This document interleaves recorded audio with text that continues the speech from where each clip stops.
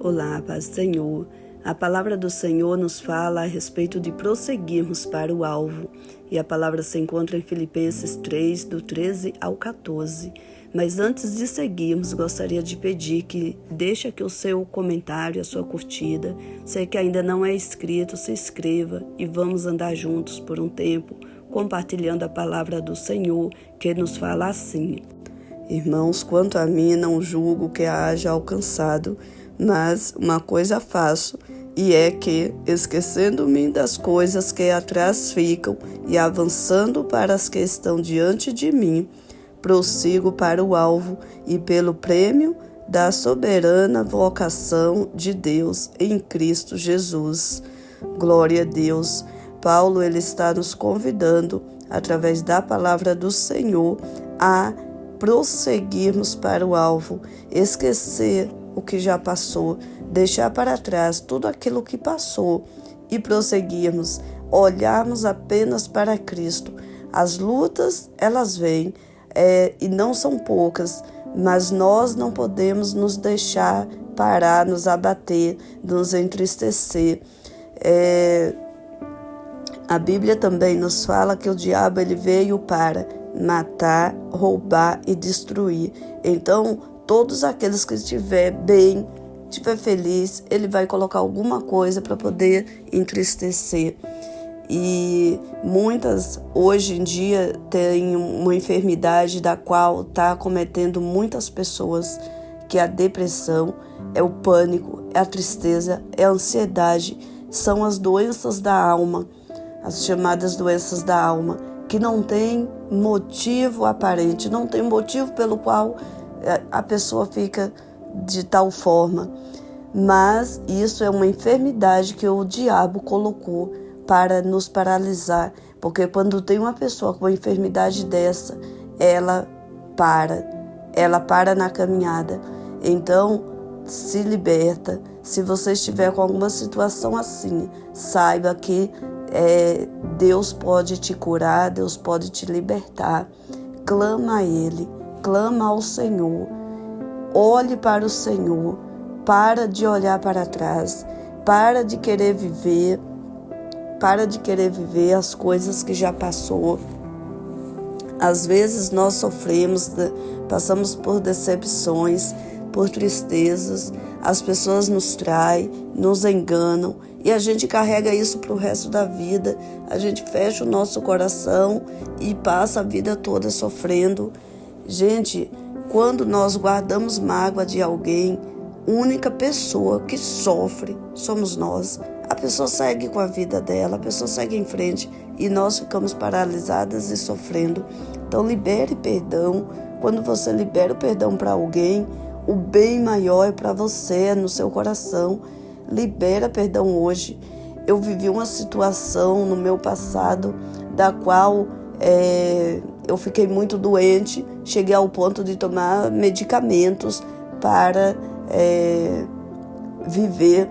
Foi essa depressão, foi uma tristeza tão grande que entrou no meu coração devido a um relacionamento tóxico que eu tinha. E ali eu comecei a buscar o Senhor e comecei a pedir ajuda do Senhor para Ele me curar. Foi quando eu voltei para a presença do Senhor. E ali o Senhor foi me limpando.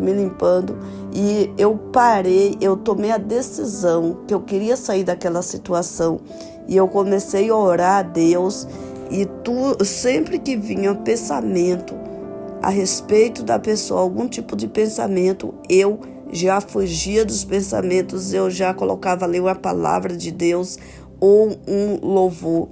Eu tinha sempre um versículo para eu ficar meditando ou um louvor para eu ficar cantando. Então, não era cantando todo mundo ouvindo, não, porque eu trabalhava, tinha vida ativa. Então, eu tinha que fazer em pensamento. Tá ali parado um momento, já vinham os pensamentos.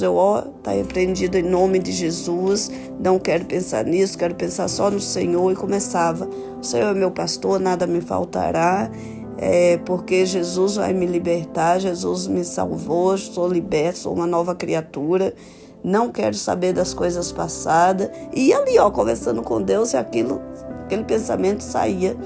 Então, use métodos. Deus nos dá sabedoria, basta a gente pedir para Ele.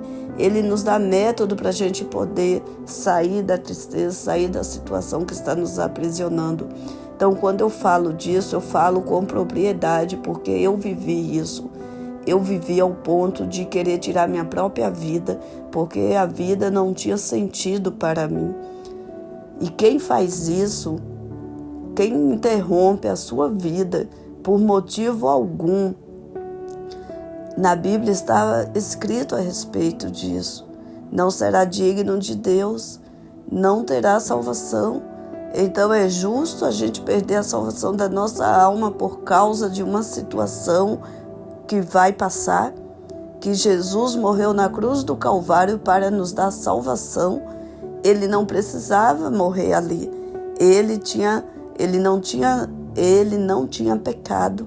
Jesus não tinha pecado. Jesus estava na glória com Deus e ele se despiu da glória dele. Ele se fez homem, viveu aqui na terra, sofreu por mim e por você, para que hoje nós pudéssemos ter vitória sobre as situações.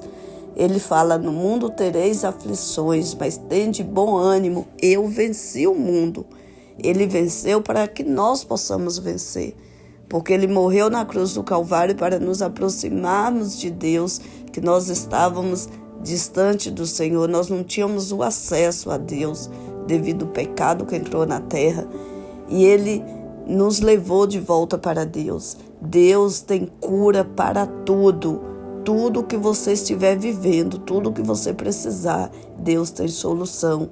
Deus cura, Deus liberta, Deus transforma, Deus renova, Deus dá vida, Deus dá salvação, Deus ressuscita mortos. Deus ressuscita mortos, muitas pessoas em leito de hospital, que Deus vai lá e transforma e traz a vida de novo.